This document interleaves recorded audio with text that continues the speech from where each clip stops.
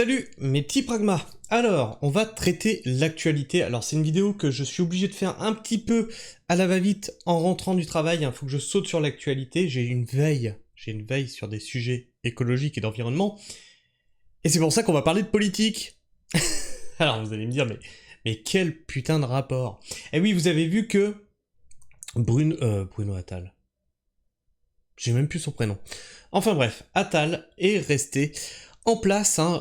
Macron a décidé de refuser sa démission. Alors beaucoup s'exclament, oui, mais c'est parce que c'est un déni de démocratie, etc., etc. Ou alors, c'est pour finir de saper l'écologie. Ah, ça vous la coupe celle-là, hein, vous l'avez pas vu venir. Hein. Et c'est pour continuer à faire le travail de sape du gouvernement, le temps de trouver un autre Premier ministre. Et là, ils vont se retrouver avec le prochain Premier ministre à devoir gérer toutes les casseroles de l'ancien gouvernement. C'est un déni de démocratie, hein, clairement, là, on est dans un déni de démocratie phénoménal. Et surtout, on est toujours pareil hein, dans ce qu'on vous dit. Oui, la France veut mettre en place la taxe carbone pour l'écologie, et derrière, on te met des lois anti-écologiques. Alors on va les voir, ces lois-là, hein, lesquelles lois anti-écologiques ils vont faire passer.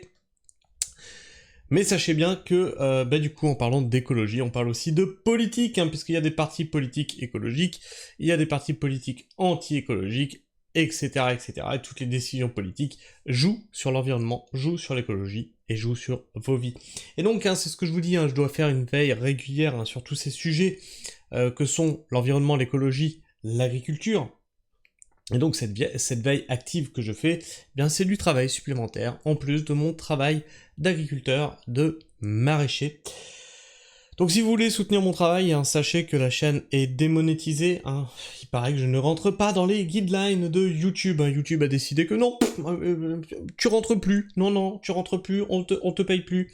Donc si vous voulez soutenir mon travail, ça se passe sur ma page Tipeee. Cherchez Permaculture Pragmatique sur Tipeee et vous pourrez me faire un don pour soutenir ce travail. Gabriel, petit Gabi, voilà, je cherchais son prénom, c'est Gabi. Gabriel Attal se dépêche de passer des décrets anti-écologiques. Oh, bah ça alors, bah quelle surprise, qui l'eût cru. Est-ce que vous pensez maintenant que sa démission a été refusée sur un coup de tête, ou est-ce calculé? C'est un calcul politique ou c'est un calcul anti-écologique? Je rappelle que Macron est le fossoyeur de la France, hein. Il a tout vendu, il a tout bradé même, hein. Il est en train de brader totalement la France, et là, il est en train de brader l'écologie, hein. Pas de futur pour la France, hein. No futur. Depuis les législatives, le gouvernement Attal, vous comprenez pourquoi il faut que je traite cette actualité rapidement, parce que sinon si je vous la sors la semaine prochaine, elle est plus d'actualité. Depuis les législatives, le gouvernement Attal s'empresse de publier des décrets simplifiant les implantations d'usines en France, au nom de la loi Industrie Verte. Alors là, il y a rien qui va. Il y a rien qui va dans cette phrase. Vraiment, il y a rien qui va. On vous dit à vous, toi, citoyen, que tu vas pas pouvoir construire comme tu veux. Ah bah oui, la loi zéro artificialisation, mais ça vaut pour toi, petit prolo. Hein, tu vas avoir un petit terrain de 100 mètres carrés sur lequel tu vas pouvoir poser une cabane de 50 mètres carrés, parce que bah, loi anti-artificialisation, bah bien entendu, bah on peut pas loger tout le monde, tu comprends bien entendu. Et derrière, on te dit, non mais en fait, pour les usines vertes, l'industrie verte, oh bah on va bétonner des zones entières, on va faire sortir des usines de terre, c'est normal. Et donc voilà, on sort des décrets pour simplifier les implantations d'usines. Je me fous qu'elles soient vertes ou non, c'est du béton. C'est du béton, c'est des parpaings, c'est ce que tu veux, c'est vert, mon cul sur la commode, c'est ce qu'on va voir. Le gouvernement Attal serait-il atteint de fièvre législative? Depuis plusieurs jours, le journal officiel est plein comme un œuf. Anticipant son départ, Gabriel Attal et ses ministres ont profité de l'incertitude ambiante, qu'ils ont mis, hein, ambiante, pour publier au JO, alors c'est pas les Jeux Olympiques, c'est le journal officiel, plusieurs décrets encadrant les mesures de simplification prévues par la loi Industrie Verte 2023. C'est beau, hein, c'est vert, il y a le mot vert dedans, ça veut dire que c'est propre, ça veut dire que c'est écologique? Non. Ce paquet réglementaire est constitué d'un premier décret qui modifie les codes de l'urbanisme et de l'environnement en vue de favoriser l'implantation d'installations industrielles et d'un second portant diverses dispositions d'application de la loi Industrie verte et de simplification en matière d'environnement. On aimerait bien aussi que vous fassiez ça au niveau de l'agriculture. Ah non, là on complexifie les trucs en matière d'environnement au niveau de l'agriculture. On emmerde les agriculteurs pour qu'ils puissent tailler les haies, on emmerde les agriculteurs pour qu'ils puissent curer leurs fossés, on emmerde les agriculteurs pour qu'ils puissent entretenir leurs points d'eau, on emmerde les agriculteurs pour qu'ils puissent faire des points d'eau. Là on complexifie. Pourtant c'est vert l'agriculture, non ? Ça va pas dans le bon sens, l'agriculture ? Non, vaut mieux de l'industrie, du béton, Voilà. Ces textes parus les 6 et 7 juillet, le week-end du second tour des élections législatives, favorisent l'implantation d'usines dites vertes, la réhabilitation de friches industrielles, et dans le même temps, simplifient la consultation du public. Ne pas y voir de malice, pour autant, tempère-t-on à Matignon. C'est la logique habituelle des gouvernements sur le point de tomber, de sortir les textes qui sont dans les tuyaux. Ah bon ? Ah tiens, c'est marrant ça, je croyais que les textes qui étaient à l'étude, genre le texte immigration, le texte sur le chômage et le texte sur le RSA, et tous les textes qui avaient été sortis, qui étaient à l'étude, sont annulés, le temps d'avoir un nouveau gouvernement. Mais là on te dit non, mais dans ce cas-là, faut pas y voir de malice, non, c'est normal, on sort ce qui a besoin d'être sorti, pour comme ça, c'est sur le tapis. Il y aurait pas des mecs, des industriels qui auraient lâché des bifetons, là ? Vu le contexte, cette pratique crée davantage de polémiques potentielles, confie une source sous anonymat. On se demande pourquoi il reste anonymat. Ainsi, ce n'est pas un projet industriel, ni 2 ou 3, mais 5 qui viennent d'être qualifiés de projets d'intérêt national majeur. L'usine de fabrication de cellules photovoltaïques de la société Holosolis à Embarque, Moselle. L'usine de production de panneaux photovoltaïques de la société Carbone à Fos-sur-Mer. Alors là, vous allez me dire, ouais, mais c'est des panneaux photovoltaïques, c'est vert. C'est de l'énergie verte. Non, il n'y a rien de vert dans un panneau photovoltaïque. Déjà, ton panneau photovoltaïque, il va pas marcher seul. Il faut importer des ressources. Ensuite, il te faut les batteries, il te faut les câbles, il faut tout pour faire marcher. Il faut... Mais non, c'est du silice, c'est du sable en fait, ça coûte rien. Non.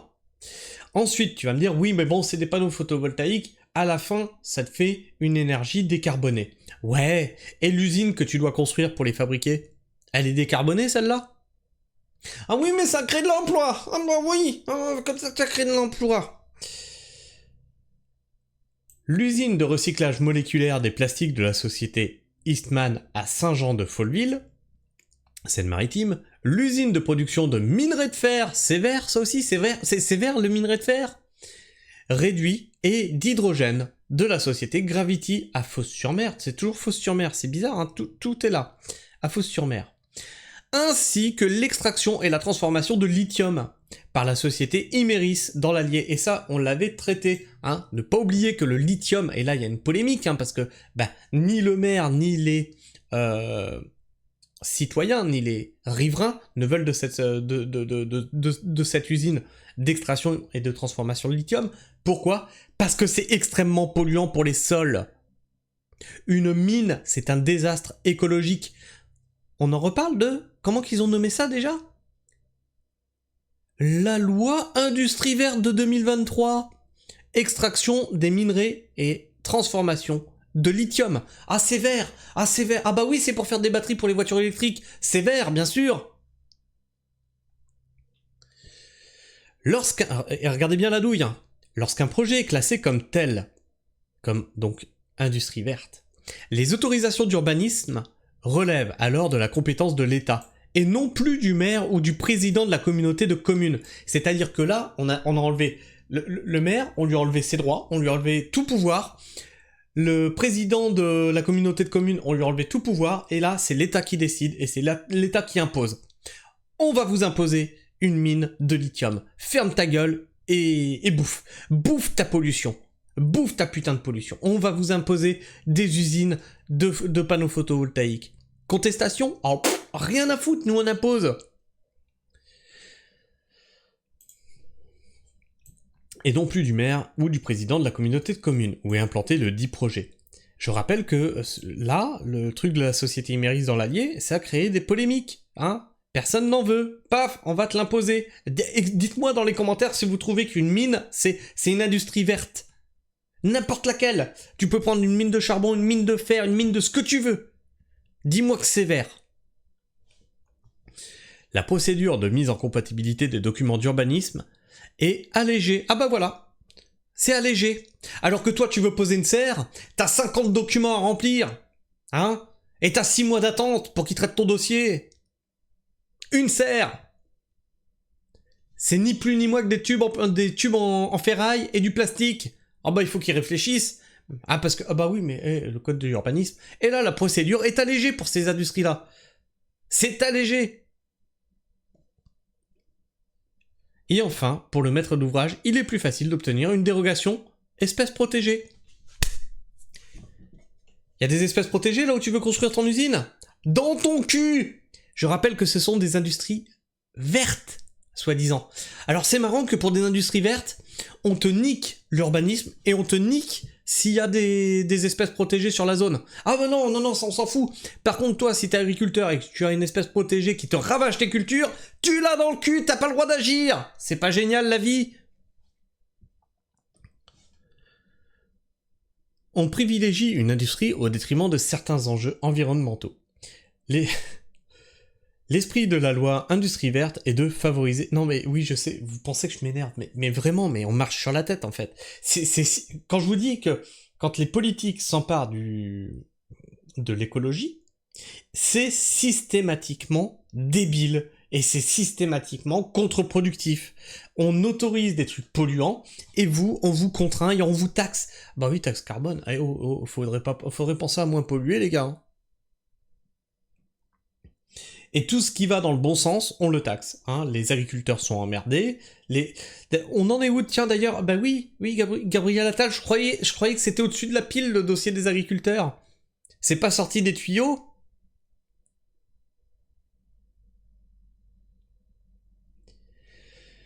L'esprit de la loi industrie verte est de favoriser l'implantation des installations industrielles listées dans le décret 2024-704. Il s'agit de secteurs relevant soit de la transition écologique, soit de la souveraineté nationale. Alors, je vais revenir là-dessus, mais... Gabi, dis-moi. L'agriculture, c'est quoi? C'est souveraineté nationale ou pas? Ah, c'est pas assez vert. Ah bah non, c'est pas une industrie verte, l'agriculture. Non, bah non. Oh, mais penses-tu? C'est bien le problème. C'est l'un ou l'autre, mais pas les deux, explique Pierrette Sopin, responsable du pôle prévention à France Nature Environnement. C'est une liste... alors attends, bouge pas. C'est une liste qui a été décidée de manière unilatérale, voilà. Consultation, non, c'est eux qui décident, sans véritable justification. Voilà, quand je vous dis qu'il y a des dessous de table. Il y a des gros industriels qui ont balancé des dessous de table, ils ont dit tiens, tu fais passer mon industrie mon projet d'usine en industrie verte, comme ça je peux construire, même s'il y a des espèces protégées, on emmerde tous ces écolos de merde. Voilà. Le périmètre de ces technologies devrait être apprécié en fonction des enjeux de décarbonation, mais aussi de la protection de l'environnement et de la biodiversité. On en est loin là, hein. Il y a une espèce protégée là où tu veux construire? Ça passe outre. Là, on privilégie une industrie au détriment de certains enjeux environnementaux. France Nature Environnement ne considère pas que l'ensemble de ces industries soient vertueuses. Non mais tu m'étonnes. Non mais à quel moment du lithium, une mine de lithium c'est vertueux, mais va te faire foutre. Et puisse être considéré comme favorable au développement durable et bénéficier ainsi d'assouplissement et de dérogation.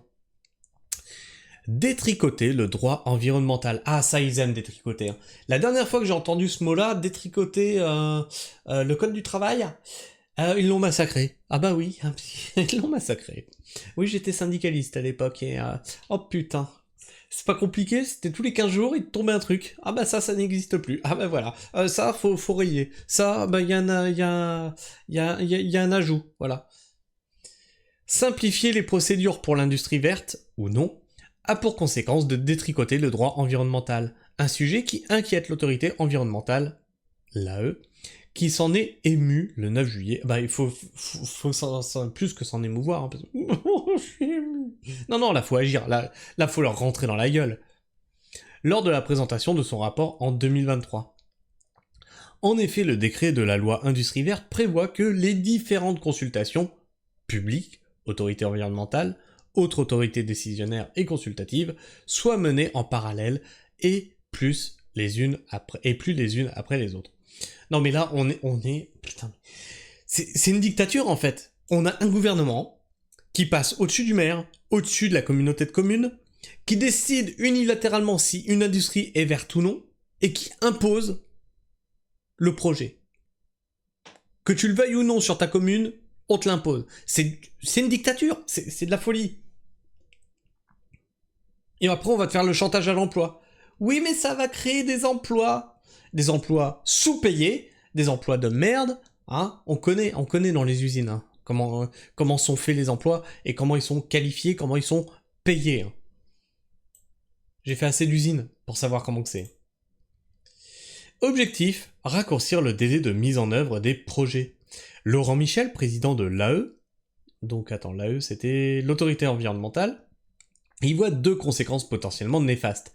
Les citoyens auront moins de temps pour s'imprégner de l'avis de l'autorité, et le maître d'œuvre risque d'avoir à modifier un projet déjà bien avancé. In fine, cela risque d'engendrer des retards, alerte-t-il. Cette compression des délais risque aussi d'entraîner une intensification du travail de l'AE, donc toujours l'autorité environnementale, qui pourrait nuire à la qualité des avis. Donc voilà, ils vont devoir se dépêcher pour fournir un avis. Donc là c'est pareil, en gros, on est en train de dire, votre avis, l'autorité environnementale, on s'en fout en fait. On fait, point. Or, il est important que ce processus soit utile pour le public, les maîtres d'ouvrage et les décisionnaires, insiste Laurent Michel. Reste à savoir quel sort le prochain gouvernement va réserver à ces textes. Enfin bref, mes petits pragmas, vous voyez que l'écologie est très très mal menée par cette caste politique, bourgeoise, dirigeante. Vraiment, si j'ai fait cette chaîne, si j'ai ce militantisme déjà sur le terrain, c'est pour me battre contre ça, prouver qu'on peut faire de l'écologie, sans tomber dans des délires comme ça, là, de l'écologie punitive, ou l'écologie, oh bah c'est une usine verte, et puis tiens, je bétonne 3 hectares. Non, mais il faut arrêter le délire. Donc voilà pourquoi je me bats, voilà contre quoi je me bats, et voilà certainement aussi pourquoi la chaîne est démonétisée, parce que j'ai cette fâcheuse tendance à dire ce que je pense, et à taper sur tous les partis politiques. Et oui, ceux qui me rêvent Nouveau Front Populaire, ou ceux qui me rêvent Rassemblement National, détrompez-vous, quand je me déplace en bureau de vote, c'est pour mettre un petit blanc dans l'enveloppe, ou je ne prends même plus la peine de me déplacer. Et oui, parce que choisir un tortionnaire ou un autre, choisir un bourreau ou un autre, choisir celui qui va te foutre le coup de fouet, ça ne sert à rien. Ils sont tous dans le même bateau, et quoi que tu en dises, oui mais non parce que lui il a promis ça. Tout est verrouillé par l'Europe. En fait, ils n'appliquent que des directives européennes. Ce ne sont que des marionnettes. C'est un jeu de dupes. Enfin bref. Dites-moi ce que vous pensez de tout ça dans l'espace commentaire, débattez-en entre vous, dans le respect mutuel, sinon la modération devra faire son travail. Et tu connais la musique, tu peux soutenir la chaîne, c'est très important de soutenir la chaîne, sachant qu'elle a été démonétisée, donc Shadowban aussi, hein, j'ai vu, elles ont fait clac, comme ça. Tu peux soutenir la chaîne en likant, en commentant, en partageant, en clochant, mais partager, c'est très important. Et oui, qui dit moins de vues, dit moins de nouveaux abonnés. Donc pour faire développer cette chaîne, je compte sur vous, ma petite communauté, à aller partager mon travail, si celui-ci vous plaît, ou si vous savez que dans votre entourage, ces sujets sont d'intérêt. Hein. Si vous connaissez des gens qui sont intéressés par ces sujets, partagez autour de vous. Sinon, tu peux soutenir la chaîne, mais cette fois-ci de façon plus pécuniaire. C'est sur ma page Tipeee, tout simplement. Tu vas sur Tipeee, tu tapes permaculture pragmatique, et puis tu fais ton petit don. Mais tu n'auras aucun avantage de plus que la version gratuite, sauf le plaisir de savoir que tu m'as soutenu contre la censure youtubienne qui m'a démonétisé. Alors attention, hein, si vous avez des pubs sur la vidéo, sachez que bah, je touche plus un rond dessus. Jusque octobre, hein, tout ça va dans les poches de YouTube. Eh oui, parce que bah oui, attendez, moi, on m'a démonétisé, on m'a dit t'as le droit de faire un appel. J'ai fait un appel et YouTube m'a fait tiens, dans ton cul l'appel. Maintenant tu pourras faire le prochain en octobre. Bon, en octobre, je sais que je l'ai déjà dans le cul. Donc bref, je fais pas ça pour le pognon, vous le savez bien, je fais ça pour vous informer. Allez, je vous fais la bise, prenez soin du sol, et restez pragmatique. Ciao.